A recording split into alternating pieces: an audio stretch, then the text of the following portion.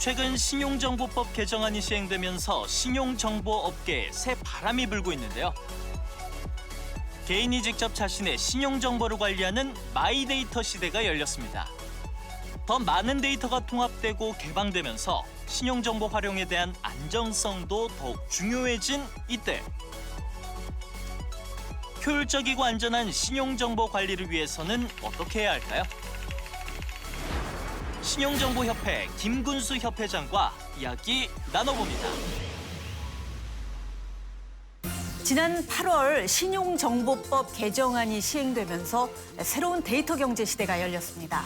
익명 처리된 개인정보를 활용해서 금융과 산업에 새로운 서비스를 창출할 수 있게 됐는데요. 신용정보업계에 어떤 변화가 생기고 우리의 생활이 어떻게 달라지는지 신용정보협회 김군수 협회장과 함께 자세한 이야기 나눠보도록 하겠습니다. 먼저 신용정보협회가 어떤 곳인지 소개를 좀 부탁드립니다. 저희 그 신용정보협회는 신용정보법에 의해서 금융이 이제 허가를 받아 설립됐습니다. 네. 저희가 이제 회원사로 29개 회원사가 있는데 네. 저희가 이제 주로 하는 일은 금융 당국인 금융위와 금감원과의 여러 가지 또 소통이라든지 예. 회원사 간의 소통과 가교 역할을 하고 있고요. 네. 또 이제 신용정보를 이용하는 일반 국민들이 중요하지 않겠습니까? 네. 그래서 일반 국민들의 권익을 보호한다든지 뭐 이런 여러 가지 일들을 하면서 아울러 이제 협회의 본질적인 기능이라고 할 수 있는 조사 연구 또 뭐 교육 기능 이런 것들을 이제 담당하고 있습니다. 신용정보 산업이 신용조회 그리고 예. 채권 추심 예. 그리고 이제 신용조사 이렇게 세 가지 분야로 예, 나뉘잖아요. 예. 실제로 어떤 일들을 하는지 소개를 좀 해주시죠. 예. 우선 그 신용조회라고 하는 거는 개인이나 기업의 이제 신용도를 평가하는 일인데 예. 우리가 이제 경제 활동을 하다 보면 개인의 경우 은행에 가서 이제 대출을 받기도 하고 네. 또 기업의 경우 같은 데는 또 입찰에 참여하기도 하고 그러는데 예. 그거를 이제 신용도를 판단해야지만 금리를 결정한다든지 또는 이제 입찰의 그 성공 여부를 결정할 수 있지 않겠습니까? 예. 그래서 그런 일들을 하는 게 신용조회업인데 네. 지금 현재 6개 회사가 이제 활동을 하고 있습니다. 예. 그다음에 이제 채권 추심업은 말 그대로 이제 금융기관이나 상거래에서 발생한 채권을 갖다가 예. 저희는 수탁을 받아갖고 예. 채권을 회수하는 업무. 네. 추심이라는 단어가 조금 좀 고압적으로 들리는데 예. 회수하는 업무를 하고 있다 회수 이렇게 업무. 예. 볼 수 있겠습니다. 네. 또 신용조사업은 말 그대로 네. 제3자의 의뢰를 받아갖고 신용도를 조사하고 의뢰인한테 알려주는 그런 업무가 되겠습니다. 그런데 이제 신용정보 회사 하면 막연하게 대부업계를 좀 떠올리는 분들도 계실 것 같아요. 어떻게 예. 다른 건가요? 예, 채권 추심 회사들은 예.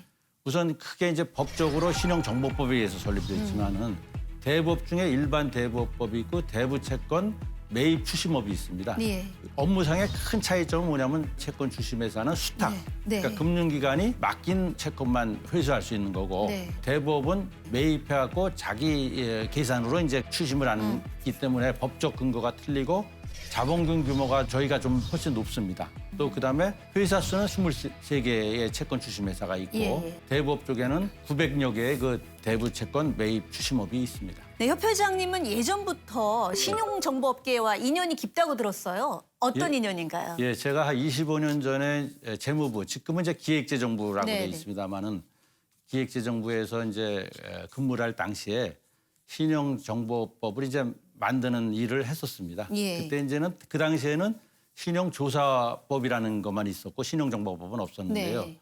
그때 그 당시에 이제 화두가 뭐냐면 앞으로 사회가 신용정보가 굉장히 중요시되는 신용사회가 도래할 거다. 네. 그때는 이제 신용정보를 활용하는 게 중요하다. 그래서 네. 이제 신용정보를 활용을 강화하기 위한 법을 만들었던 게 신용정보법이고 거기에 이제 업으로서 인정을 해줬던 게 신용조회업, 네. 그다음에 채권 추심업을 갖다가 합쳐갖고 저희가 이제 그 신용정보법을 제정했는데 그게 그때 몇 년도인가요? 그게 이제 94년도 아, 하반기가 94년도에. 되겠습니다. 예, 예. 예. 그러면 이제 기획재정부에서 공직자 생활 거쳐서 여신금융협회장 예. 그리고 신용협회장까지 지금 맡고 예. 계신데 신용정보 산업의 발전 방향과 관련해서 혹시 비전을 갖고 계시다면 얘기를 좀 해주시죠. 제가 저기 25년 전이나 지금이나 똑같은 생각이 신용정보를 다루는 데는 항상 양면성이 있습니다. 네. 우리가 신용정보 산업을 산업 측면에서만 너무 이제 강조를 하다 보면은 개인의 프라이버시가 침해되는 그런 예. 문제가 있을 수가 있고 그렇다고 개인의 프라이버시를 너무 또 강조하다 보면 오늘날 신용사회 특히 이제 4차 산업혁명 시대에는 빅데이터 활용이 굉장히 부가가치가 높은 산업 아니겠습니까? 네. 거기에 이제 중요한 게 신용정보를 활용하는 건데 네. 이런 것들이 활용이 늦어지면 저희가 이제 세계적으로 볼 때 이제 후진국으로 신용정보의 후진국으로 이제 전락할 수 있는 네. 거죠. 그래서 또 그런 양면의 축이 있기 때문에 항상 이제 조화와 균형을 양자 간의 조화와 균형을 추구하는 게 중요하다고 생각하는데 네. 그동안 사실은 많이 저희가 활용도 면에서 늦었던 측면이 네. 있었는데 지난번에 금융위에서 신용정보법을 개정을 함으로써 신용정보를 보다 폭넓게 이용할 수 있는 길을 갖다가 만들어 주셨기 때문에 네. 이게 4차 산업혁명 시대를 맞이해서 굉장히 중요한 그런 원유 역할을 할 수 있지 않을까 신용정보법이 그런 생각을 하고 있습니다. 말씀하셨지만 지난 8월에 신용정보법 개정안이 예, 이제 예. 시행되면서 큰 변곡점을 맞았잖아요. 그래서 변화에 발맞춰서 협회에서는 어떤 준비를 하고 있나요? 신용정보법이 개정이 되면서 바로 말씀드린 것처럼 신용정보의 활용도를 높이는 그런 여러 가지 조항들이 들어가게 되는데 업권 측면에서 볼 때 중요한 거는 마이데이터업이라고 하는 네. 본인 신용정보 관리업이죠. 본인 신용정보 네네. 관리업. 그게 이제 굉장히 중요한 역할을 하게 됩니다. 예. 그래서 이제 과거에는 그게 내 거라는 이제 인식이 네. 없었는데 저와 관련된 신용정보, 금융기관 신용정보든 또는 공공기관이 갖고 있는 저에 대한 신용정보든 네. 또는 의료기관이 갖고 있는 신용정보든 이런 네. 것들이 다 사실은 제 거다는 이제 개념에서 아. 출발하는 거죠. 제 네. 거니까 제가 그거를 요청할 수 있고 제가 이용할 수 있어야 되는데 근데 개인이 어떻게 그걸 일일이 다 할 수가 없으니까 네. 마이데이터업, 즉 본인 신용정보 관리업을 하는 사람들에게 이제 동의를 해주면은 예. 그분들이 제 신용정보를 대신 다 받아갖고 활용을 할 수 있는 게 이제 본인 신용정보 관리업, 즉 예. 마이데이터업인데 예. 이게 이제 신용정보의 활용을 굉장히 이제 폭넓게 하고 그 기존의 금융정보뿐만 아니라 예. 조금 아까 말씀드렸던 비금융정보라든지 네. 뭐 우리가 저기 전기료를 낸 정보라든지 이런 긍정적인 정보도 굉장히 중요합니다. 세금을 꼬박꼬박 냈다든지 예. 전기료를 꼬박꼬박 냈다든지 임대료를 꼬박꼬박 내고 있다든지 이런 그 긍정적인 정보들도 많이 활용을 해갖고 컨설팅을 해주고 자산 관리도 해주고 투자 일임도 해주고 이런 거를 할 수 있게 여러 가지 산업적인 측면에서 발전시킬 수 있는 그 계기가 됐다고 이렇게 생각을 합니다. 마이데이터 사업에 내 개인 정보들을 내가 활용하는 거잖아요. 그렇습니다. 거기에 이제 쇼핑 정보도 들어가 있나요? 잘 아시는 것처럼 네네. 쇼핑 정보 관련해 갖고 아직 이제 금융이랑 네. 또 그 관련 단체들하고 계속 협의 중인 걸로 알고 있습니다만 네. 제 생각에는 쇼핑 정보도 포함이 돼야 되지 않느냐 이런 저는 생각을 갖고 있습니다. 아직은 안 된다는 말씀이신가요? 아직까지는 이제 그게 논의 중이고 요거를 네네. 금융위에서는 그 쇼핑 정보도 금융기관에 제공을 해달라는 거고 네. 이커머스 같은 그런 업체에서는 그것까지는 줄 수 없다 그런 입장으로 아직 평행성을 날리고 있습니다만은 왜 줄 수 없다고 얘기하는 이제 거죠? 뭐 아무래도 이제 자기네들의 이제 여러 가지 보유하고 있는 그 정보가 사실은 요새는 돈인 세상이거든요. 돈이니까. 그런 것들이 딴 데로 나가는 게 이제 그런 문제가 있는데 예. 사실은 이제 그런 이커머스 업체들도 금융 정보는 이제 받을 수가 있는 길들이 생겼고 받고 있거든요. 서로 뭐 주고받으면 될 것 그렇죠. 같은데. 그런 면에서 네. 좀 그런 게 필요하지 않나 생각을 하는데 네. 뭐 좀 더 뭐 금융이랑 또 단체 간에 좋은 결과를 도출하지 않을까 이렇게 생각을 합니다. 그 신용정보법 개정으로 이제 마이데이터 사업이 이제 활성화될 수 있는 계기를 만들었고 그 밖에도 우리 생활에 어떤 변화가 올 수 있는 것들이 있을까요? 종전에는 익명 정보만 이용할 수 있었습니다. 네. 익명 정보라는 건 뭐냐면은 아이덴티티, 어떤 개인의 그러니까 개인 정보에서 개인의 그 신상에 관한 것들은 네. 전혀 없는 그리고 복구할 길도 없는 나머지만 갖고 이제 활용하는 정보가 이제 저기 익명 네. 정보인데 익명 정보는 지금도 뭐 자유롭게 활용을 할 수 있었습니다. 네. 근데 가명 정보는 활용이 안 됐습니다. 가명 정보라는 거는 보통의 개인 정보 중에서 어떤 개인의 아이덴티티, 개인과 관련되는 정보를 갖다가 살짝 특수 처리를 해갖고 이제 그 안 보이게 일반인들이 못 보게, 다른 사람들이 못 보게 만든 정보. 예. 그 정보가 이제 가명 정보인데 예. 그 가명 정보를 활용하게 되면 훨씬 더 많은 양의 데이터를 활용을 하고 가명 정보를 활용해서 여러 가지 이제 트렌드라든지 소비 패턴 또 네. 그다음에 금융기관 활용 패턴 뭐 이런 것들 여러 가지를 다 분석해 볼 수 있기 때문에 네. 그만큼 신용 정보의 활용도가 높아지면서 거기에서 생기는 부가가치를 또 편익을 갖다가 소비자들도 누리게 될 수 있다 이렇게 볼 수 있겠습니다. 사실은 더 문제는 이렇게 이제 편리하게 이용할 수 있기는 한데 이 데이터 경제가 활성화되면서 예. 뭐 개인정보 유출이라든가 사생활 침해라든가 이런 보안 문제가 우려가 되는 게 좀 사실이거든요. 예. 그래서 앞으로 이런 부분을 좀 우려를 해소하기 어떤 노력을 해야 될까요? 뭐 정책 당국에서도 이미 법안에다가 네. 많은 그러한 장치들을 여러 가지 행위 규제라든지 예. 또는 벌칙, 과태료라든지 이런 조항들을 갖다가 많이 놓아놨습니다. 네. 그렇지만은 물론 이제 또 이렇게 어떤 경제 활동 이런 걸 하다 보면은 본의 아니게 그런 일들이 있었고 저희가 전에 2014년에 신용카드 회사들의 신용정보 유출 건으로 또 한번 혼난 경험도 있지 네. 않습니까? 여러 가지 우리 정보들이 유출돼 갖고 그렇기 때문에 항상 이 신용정보의 프라이버시를 신용정보 측면에서 프라이버시를 보호하고 보안을 강화하고 이러는 것들은 네. 항상 신용정보 활용도가 높아짐에 따라서 같이 강화돼 나가야 되는 양면의 두 개의 축이 아닌가 이렇게 생각이 되고요. 지금 저희 이제 금융보안원도 있고 또 네. 여러 가지 금융당국, 금감원 이런 데서 여러 가지 감독도 하고 또 이렇게 관리도 하고 이러기 때문에 그런 문제들은 계속 강화시켜 나가면서 보강해내야 되지 않을까 이렇게 생각을 합니다. 협회 회원사들이 마이데이터 사업에 좀 더 뛰어들 수 있도록 협회에서 네. 좀 준비하는 게 있다면서요. 저희도 이제 마이데이터 사업이 생기다 보니까 마이데이터 사업이 이제 저희 협회 회원으로 들어오게 되면은 네. 그 회원사들을 갖다가 또 지원하고 이렇게 도움을 줄 수 있는 일들을 해야 되지 않겠습니까? 네. 저희 현재 이제 뭐 그런 여러 가지 앞으로 이제 조직 개편, 인력 개편 이런 것도 좀 하고 그래야 되겠습니다만은 저희가 또 하나 준비하고 있는 건 뭐냐면은 결국은 어떤 산업이 발전되기 위해서는 전문 인력의 육성이 필요하다는 생각입니다. 예. 저희 이제 신용정보협회는 채권 출신 회사들의 전문 인력 강화를 위해서 신용관리사 제도를 지금 잘 운영하고 있습니다. 예. 마찬가지로 저희가 마이데이터 사업이 이제 생기면은 여러 가지 이제 마이데이터 업을 하는 과정에서 전문성도 필요할 뿐만 아니라 또 중요한 건 뭐냐면 윤리적 도덕성 같은 것도 필요하지 않겠습니까? 네, 그렇죠. 그래서 이러한 것들을 갖다가 공부를 해갖고 예. 자격을 취득할 수 있는 마이데이터 관리사 제도를 갖다가 자격 제도로 운영할 계획으로 있고 거기에 대한 준비를 지금 차근차근 준비하고 있습니다. 지금 마이데이터 사업을 할 수 있는 사업자들이 어디까지인가요? 범위가? 보통 금융위에 이제 등록되어 있는 금융기관들의 범주는 상당히 네. 제한을 받지만은 네. 마이데이터는 이왕이면 좀 신용정보 이용을 활성화해야겠다 그래갖고 굉장히 진입 요건이 낮습니다. 네. 그래서 자본금도 5억 이하면 되고 필요한 뭐 여러 가지 물적 인적 조건을 받으면 되지만은 그렇지만은 우후죽순으로 생기면은 지금 또 지적하셨던 또 여러 가지 문제점. 개인정보 네. 보호의 문제도 있을 수 있기 때문에 현재 금융위가 1차로 지금 이제 신청을 받아갖고 네. 내년 1월까지 지금 이제 심사를 해서 내년 1월에 1차로 이제 허가를 내주고 그다음에 또 2차 허가를 내주고 이런 식으로 지금 이제 추진할 계획으로 있기 때문에 정확히 얼마가 될지 그거는 이제 뭐 저희가 좀 더 지켜봐야 되지 않을까 이렇게 생각을 네. 하고 있습니다. 협회장으로서 앞으로 이루고 싶은 목표나 계획이 있다면 좀 말씀을 해주시죠. 협회장 뭐 어느 분이나 다 마찬가지겠지만 네. 저희 회원사가 잘 되고 또 뭐 어쨌든 회원사도 또 경제 활동을 하고 수익 활동을 하니까 또 수익도 많이 내고 그래야 되지 않겠습니까? 네. 그렇지만은 그 못지않게 또 중요한 거는 금융 소비자, 신용정보 소비자들이 어떤 권익을 갖다가 침해당하지 않으면서 잘 또 이렇게 또 신용정보를 이용하고 신용정보로 혜택을 받을 수 있는 그런 거기 때문에 저희 협회는 항상 저희가 이제 삼각형을 놓고 볼 때 세 가지 꼭지점이 있지 않습니까? 하나는 정책 당국이라고 생각하고 저희는 네. 하나는 회원사고 하나는 우리 신용정보 이제 이용자고 국민들입니다. 네. 그래서 이 삼자 간에 저희가 중심축을 잘 잡아갖고 견제와 균형 또 그리고 세 가지가 고루 이렇게 활동을 잘 할 수 있도록 이렇게 네. 지원하는 보조하는 역할을 하려고 이렇게 노력하고 있습니다. 네. 앞으로 이제 편리하고 안전한 신용정보 관리를 위해서 많은 역할 기대하겠습니다. 예, 열심히 오늘, 하겠습니다. 네, 좋은 말씀 감사합니다.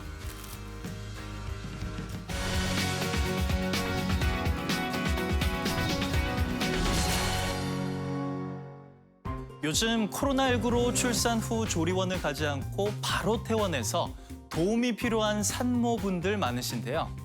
올해 하반기부터 산모와 신생아 건강관리 서비스 지원 대상이 확대됐다는 사실 알고 계셨나요? 오늘은 산모와 신생아의 건강관리 서비스 지원 대상 확대 적용에 대해서 알아보겠습니다. 보건복지부에서는 산모의 산후 회복과 신생아의 양육을 지원하고 출산 가정의 경제적 부담을 덜어주기 위해 건강관리사를 파견하는 서비스를 지원해주고 있는데요. 산모 신생아 건강관리 서비스를 지원받으면 영양관리, 체조 지원 등 산모 건강관리와 목욕, 수유 지원 등 신생아 건강관리를 받을 수 있고요. 식사 준비와 세탁물 관리 및 청소 등 가사 서비스도 지원받을 수 있습니다. 지원 대상자는 기존 기준 중위소득 100%에서 120% 이하로 확대됐는데요. 4인 가구 기준 월 소득 567만 원 이하면 지원받을 수 있게 됐습니다. 신청 기간은 출산 예정일 40일 전부터 30일까지인데요. 산모의 주소지 관할 시군구 보건소나 복지로 사이트에서 신청 가능합니다.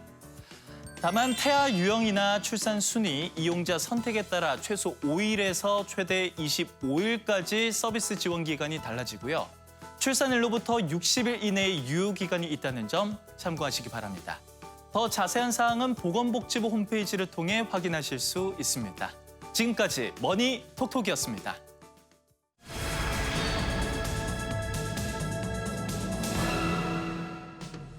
세계 4위의 특허 출원국 대한민국. 해마다 출원하는 특허만 해도 22만 건. 4차 산업혁명 시대 국가 경쟁력으로 떠오른 지식재산을 보호하고 관리하는 것이 중요해졌는데요. 지식재산의 가치를 높이고 활성화시켜 특허 강국 대한민국으로 거듭나려면 어떻게 해야 할까요? 김용래 특허청장과 이야기 나눠봅니다. 새로운 기술이나 물건 같은 걸 발명한 후에 해야 하는 것, 바로 특허겠죠. 해마다 22만 건 정도의 특허 출원이 이루어지는 우리나라는 세계 4위의 특허 출원국이라고 하는데요. 김용래 특허청장과 함께 우리나라 특허의 현주소 그리고 특허의 중요성에 대해서 이야기 나눠보도록 하겠습니다. 안녕하십니까? 안녕하십니까? 네. 특허청장으로 취임하신 지 한 달 반가량 됐나요? 네, 그렇습니다. 소감이 어떠신가요? 좀 어깨가 무겁습니다. 네. 시기적으로 지금 미중 분쟁이 일어나고 있고 또 코로나 때문에 전 세계 또 경기가 또 침체돼 네. 있고 또 이 디지털 네.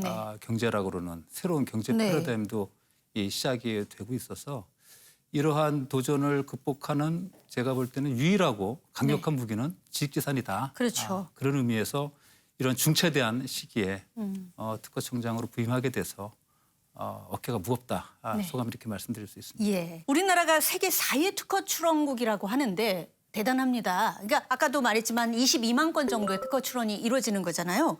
주로 어떤 기술 분야의 특허가 많은가요?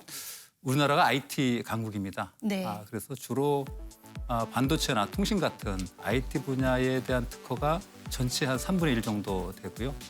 그다음에 이제 화학이나 기계 같은 주력 산업 분야 네. 거기가 한 20%씩 해서 5분의 1 정도 네. 되고 있습니다. 취임식에서 특허 데이터 활용을 아주 강조를 하셨는데요. 특별한 이유가 있나요? 특허 데이터가 중요합니다. 네. 데이터라고 하는 자체가 네. 이 산업화 시대의 네. 원유와 같은 존재입니다. 데이터를 잘 사용하면은 네. 기업 입장에서는 게임의 룰을 확 바꿔버릴 수가 있습니다. 새로운 제품을 만들 수도 있고요. 네. 그다음에 새로운 서비스를 만들 수도 있고 또 불가능한 연구 개발도 할 수가 있습니다. 특히 이 특허 데이터라는 것은 네. 이 최신 기술에 대한 이 보물 창고다 저는 이렇게 생각을 합니다. 네. 지금 현재 그 특허 데이터베이스의 기술이 전 세계에 있는 대학이나 연구소, 기업 또는 발명가들이 개발해놓은 기술 정보가 약 한 4억 5천만 개 정도가 있습니다. 네. 그래서 이 데이터를 잘 활용을 하면은 그다음에 또 다른 데이터랑 또 접목을 하면은 새로운 데이터도 만들 수 있고요. 예. 또 저희가 추구하는 디지털 경제 또 산업진흥화를 앞당길 수도 있습니다. 네. 정부가 최근에 이제 야심차게 준비하고 미래 경제를 선도하겠다 해서 한 게 한국판 뉴딜인데 이 한국판 뉴딜의 큰 두 축이 디지털 뉴딜하고 그린 뉴딜인데 특히 이제 이 디지털 뉴딜이 데이터를 활용할 수 있을 것 같은데요. 어떤 방법이 있을까요? 이 디지털 뉴딜의 핵심은 데이터를 모으고 네. 그 모아진 데이터를 가지고 비즈니스 기회를 창출하는 데 그 목적이 있습니다.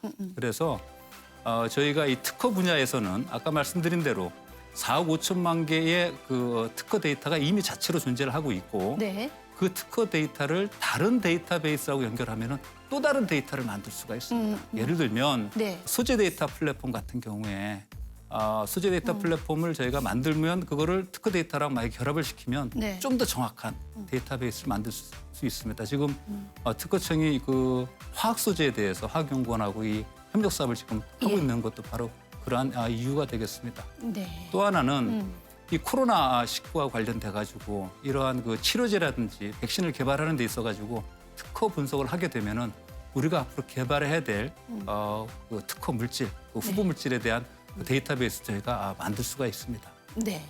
우리나라가 특허 출원 세계 4위니까 특허 출원 건수, 즉 심사 건수가 굉장히 많다라는 거거든요. 근데 심사 인력은 좀 부족하다 이런 지적들이 나오고 있어요. 자칫 이제 심사 품질 저하로 이어질 수 있다는 우려가 그래서 나오는데 뭐 이를 해결할 보관을 갖고 계신가요?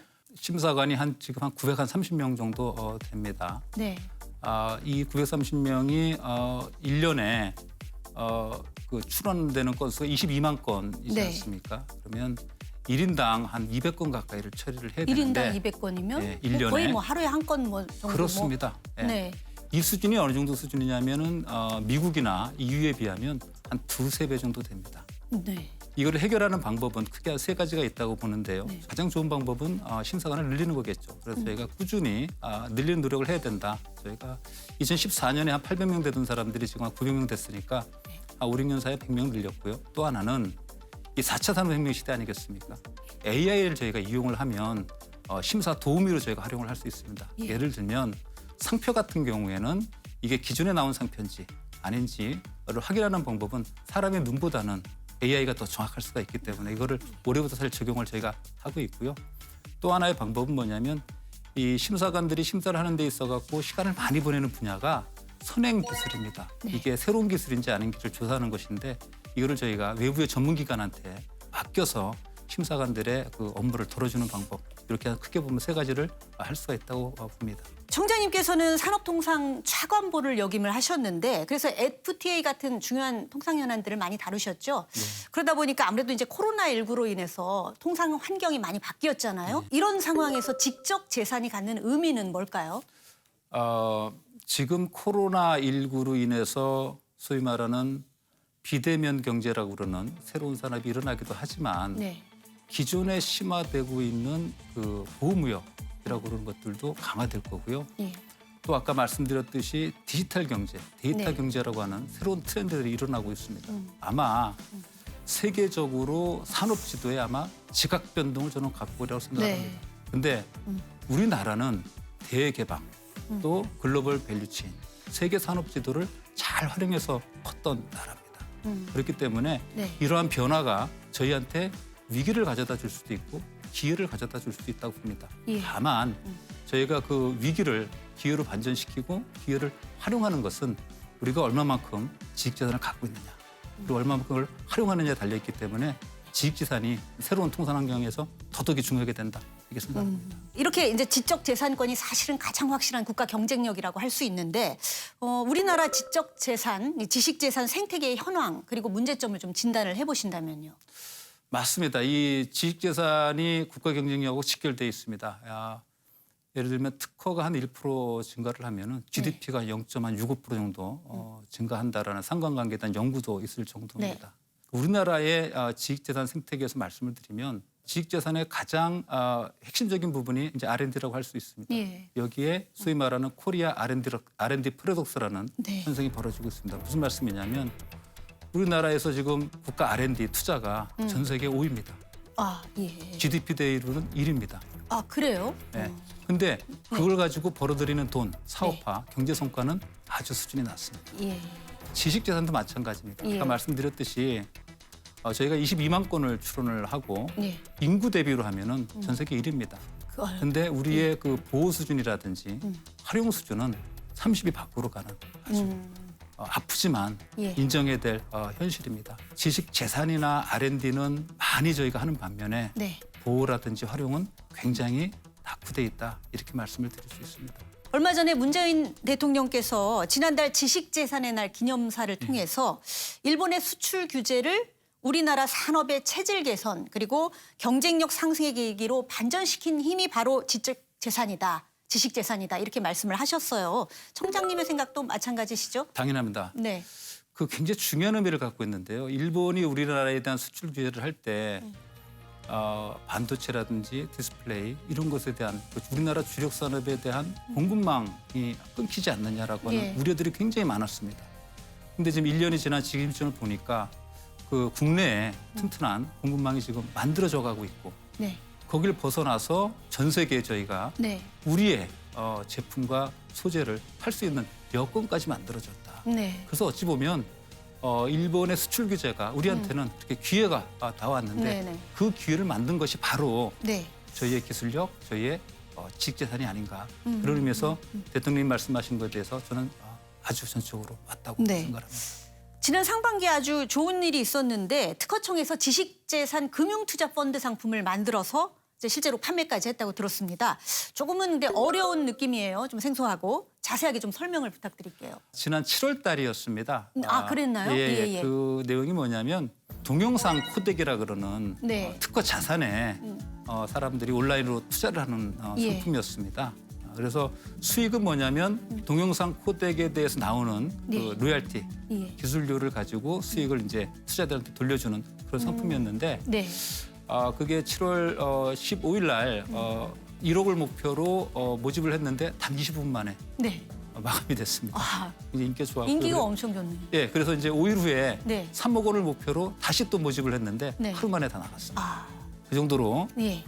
지식재산 투자 상품에 대해서 국민들의 관심이 굉장히 높은 것을 네. 확인할 수 있었습니다. 네, 일단 이제 앞으로 속속 나올 걸로 기대가 이제 되는데요. 그래도 이 펀드 상품이 좀 자리를 잡으려면 아무래도 이제 잘 모르니까 이 특허 가치를 제대로 평가하는 시스템도 잘 돼 있어야 될 것 같고 또 이를 거래하는 이제 플랫폼이라고 하나요? 이런 것도 이제 제대로 작동을 해야 될 텐데 특허청이 이걸 위해서 어떤 노력을 기울이고 계신가요? 예, 말씀하신 대로 이 지식재산을 기반으로 금융상품이 만들어지거나 네. 또 그 지식재산이 시장에서 거래가 되려 그러면은 그 가치를 사실 정확히 평가를 받아야 됩니다. 그래서 무엇보다도 지식재산 거래라든지 금융되기 위해서는 가치평가가 가장 중요한데 지금 특허청에서 하고 있는 노력은 크게 한 3가지 정도로 하고 있습니다. 예. 그에 대해서 뭐냐면 첫 번째 다양한 형태의 가치평가 모델을 네. 저희가 만듭니다. 그래서 이게 금융용도일 수 있을 수 있고 거래용도일 수 있을 수 있고 또 이거를 소액으로 대출을 해주는 그런 용도로도 저희가 만들기도 하고요. 또 어떤 경우에는 금융권하고 네. 또 그 평가기관하고 공동으로 네. 평가할 수 있는 그런 시스템도 저희가 만들고 있습니다. 두 번째는 아무래도 이런 평가기관이 시장에 많게 되면 사람들이 이용하기가 편하겠죠. 그래서 저희가 이번에 그 평가기관을 2개로 나눠서 예. 그중에 진입장벽이 높았던 걸 좀 낮춰서 예. 낮은 사람도 좀 들어오고 높은 사람도 들어올 수 있도록 이원화시킨 게 있고요.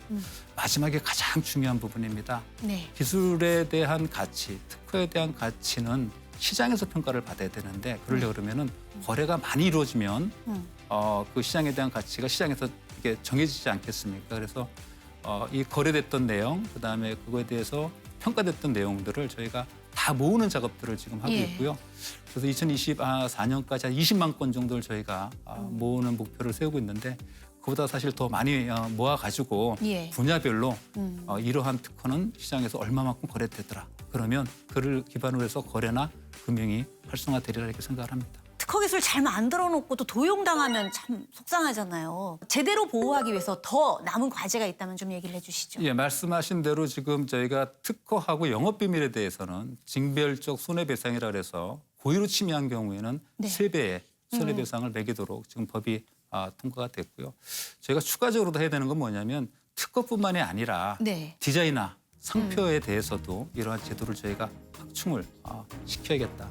네. 또 하나는 뭐냐면 이 특허 침해 소송을 하다 보면 그 이 침해에 대한 증거는 사실 침해한 사람들이 많이 갖고 있기 때문에 네. 거기로부터 자료가 정확히 공유가 돼야 소송이 빨리 끝나고 네. 그럼으로써 소송에 대한 비용도 사실 줄일 수 있지 않겠습니까?